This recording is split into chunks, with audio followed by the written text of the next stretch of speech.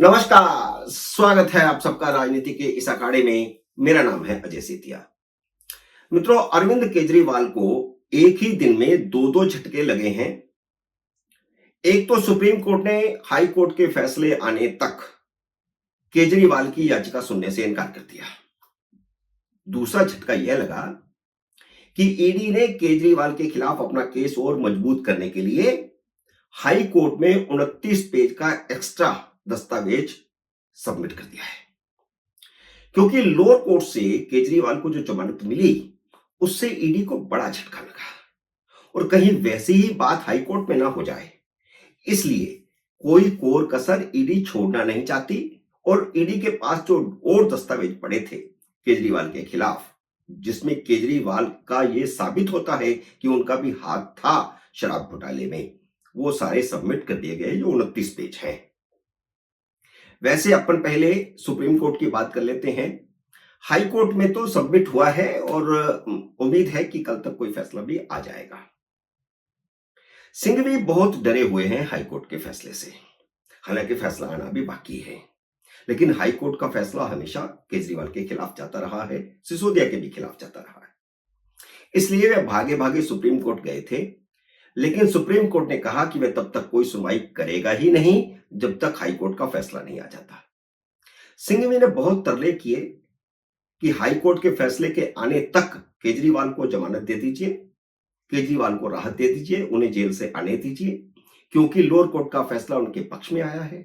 ये 2-3 दिन बर्बाद हो रहे हैं। अगर हाई कोर्ट का फैसला उनके पक्ष में ही आ गया तो ठीक होगा। अगर उनके पक्ष में नहीं आया तो जैसे अंतरिम जमानत के बाद केजरीवाल वापस जेल में चले गए थे, वैसे ही दोबारा चले जाएंगे।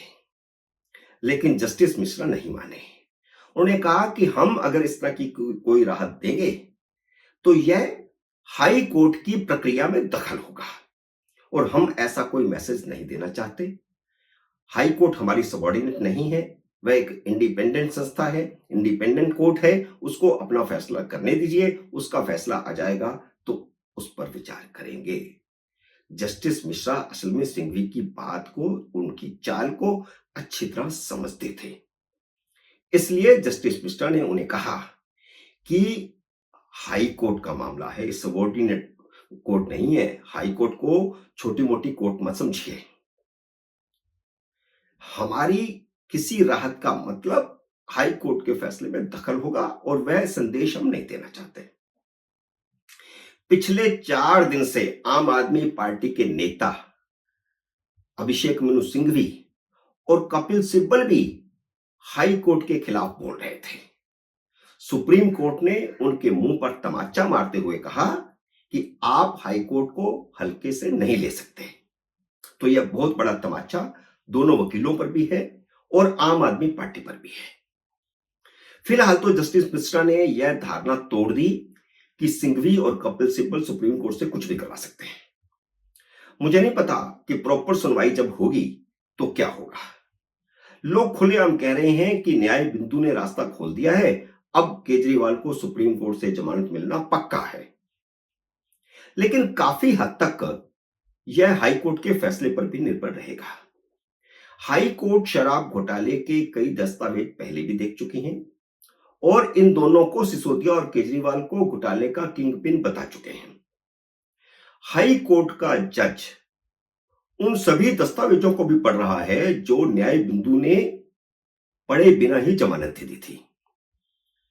अपना केस मजबूत करने के लिए ईडी ने 29 पेज का दस्तावेज और दे दिया है हाई कोर्ट को।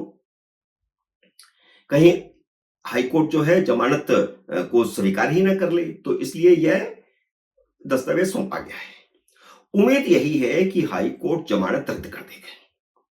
जमानत रद्द हुई तो सिंघवी सुप्रीम कोर्ट पहुंच ही चुके हैं और जमानत मंजूर हुई तो ईडी सुप्रीम कोर्ट जाएगी। इसलिए जैसा कि मैंने पहले भी कहा था, पहले दिन ही बल्कि कह दिया था कि केजरीवाल की जमानत का फैसला लोअर कोर्ट में नहीं होगा।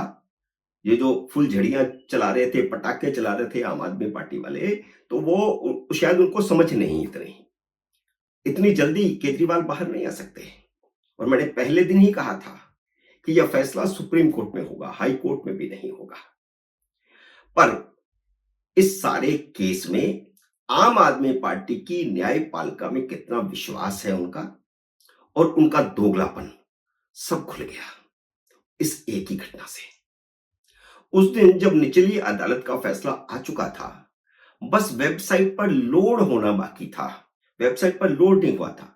फैसला तो एक दिन पहले रात को 8 बजे सुना दिया गया था और ईडी ने फैसले को हाईकोर्ट में चुनौती दी थी, तो आम आदमी पार्टी ने इसे मोदी सरकार की तानाशाही कहा था और कहा था कि फैसला भी वहां पर लोड तक नहीं हुआ और ये कोर्ट में, सुप्रीम हाई कोर्ट में चले गए। हालांकि हाई कोर्ट ने तब तक सुनवाई शुरू नहीं की। सुबह 10:30 बजे 11 बजे तक, जब तक वेबसाइट पर फैसला लोड हुआ, उसके बाद हाई कोर्ट ने सुनवाई शुरू की। लेकिन हाई कोर्ट में सुनवाई पेंडिंग है अब, और अभिषेक मनु सिंघवी हाई कोर्ट का अपमान करते हुए सुप्रीम कोर्ट चले गए। अगर सहायक सॉलिसिटर जनरल एसवी राजू का हाईकोर्ट जाना मोदी की तानाशाही थी, तो केजरीवाल के बिहाफ पर जो अभिषेक मनु सिंघवी ने किया है, हाईकोर्ट में फैसला पेंडिंग है और सुप्रीम कोर्ट चले गए, वह क्या है? सरकार करे तो कलेक्टर ढीला और तुम करो तो रासलीला। सुप्रीम कोर्ट ने हाई कोर्ट के फैसला आने तक सुनवाई से इनकार करके सिंघवी और केजरीवाल दोनों को जोरदार तमाचा मारा है। और अभिषेक मनु सिंघवी के साथ साथ कपिल सिब्बल को भी, क्योंकि कपिल सिब्बल ने सबसे पहले एक्स पर ट्वीट करके हंसी उड़ाई थी हाईकोर्ट के फैसले की। वैसे कायदे से हाईकोर्ट में मामला पेंडिंग होने तक सुप्रीम कोर्ट को अभिषेक मनु सिंघवी की या अरविंद केजरीवाल की याचिका स्वीकार ही नहीं करनी चाहिए थी। याचिका इसलिए लग गई क्योंकि याचिका दाखिल करने वाले वकील का नाम अभिषेक मनु सिंघवी था। सुप्रीम कोर्ट को तुरंत उनकी याचिका अस्वीकार करनी चाहिए थी और जुर्माना भी लगाना चाहिए था। कोई छोटा मोटा वकील होता तो जुर्माना जरूर लगता। हाई कोर्ट में केस पेंडिंग हो तो आप सुप्रीम कोर्ट में कैसे आ सकते हैं, और जुर्माना लगना ही चाहिए था। जबकि हुआ यह कि सिंघवी के मामले में जस्टिस मिश्रा ने हाई कोर्ट के फैसले तक सिंघवी की याचिका पेंडिंग कर दी। यह पूरी तरह अनप्रेसिडेंटेड है।